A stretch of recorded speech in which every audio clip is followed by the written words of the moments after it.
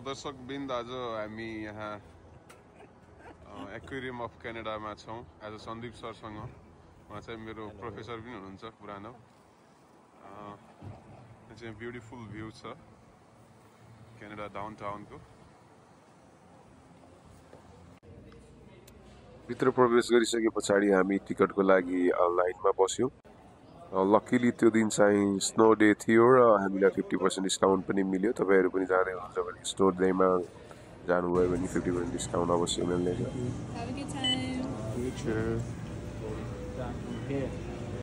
भित्र प्रवेश गरिसकेपछि एक्वेरियम सहितको एकदम आकर्षक दृश्य थियो त्यहाँ, जहाँ चाहिँ तपाई फोटोहरु खिच्न सक्नुहुन्छ।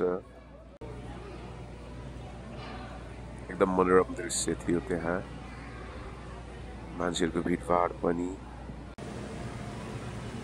त्यस पछाडि पनि अगाडि बढिसकेपछि त्यहाँनिर एउटा लेक पनि देख्न मिल्यो हामीलाई, जहाँ चाहिँ विभिन्न प्रकारका माछाहरू फिरेका थिए। स्मल एक्वेरियमहरु त कति हो कति।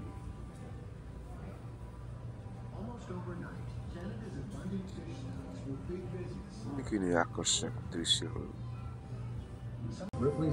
अनि एक ठाउँमा चाहिँ इन्फर्मेसनको भिडियोहरू पनि चलिराखेको थियो, जहाँ चाहिँ तपाईको फिसिङको हिस्टोरिकल कुराहरू चाहिँ मैले जान्न सक्नुहुन्छ। अनि कतिपय ठाउँहरू अनि अलि फियरफुल पनि त्यो टाइपको ठाउँहरू पनि थियो, जहाँ चाहिँ तपाईँ मेडिटेसन पनि गर्न सक्नुहुन्छ।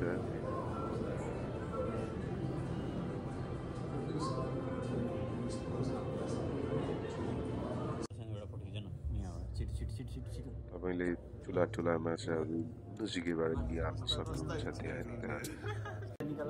एकदमै अमेजिङ।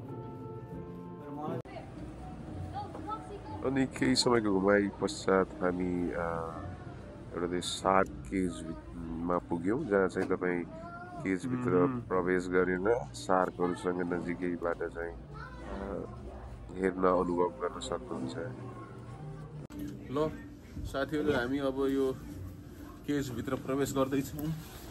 खिचन पहिला एउटा फोटो उठ्दियो। सार्क केजभित्रको तेरा हातमै दिने त कपडा पनि बर्बाद। फोटो खिच्न फोटो एउटा फोटो खिच्दैन हो। ल साथीहरु, यो त्यस पछाडि हामी एउटा त्यहाँनिर चाहिँ हाम्रो नेपालको कालीगण्डकीको झल्को देखाउने शालिग्रामहरू जस्तो आवाज दिलाउने ढुङ्गाहरू पनि देख्न पायौँ। देख्न सक्नुहुन्छ यहाँ शालिग्रामहरूको भ्यू यस प्रकार छ।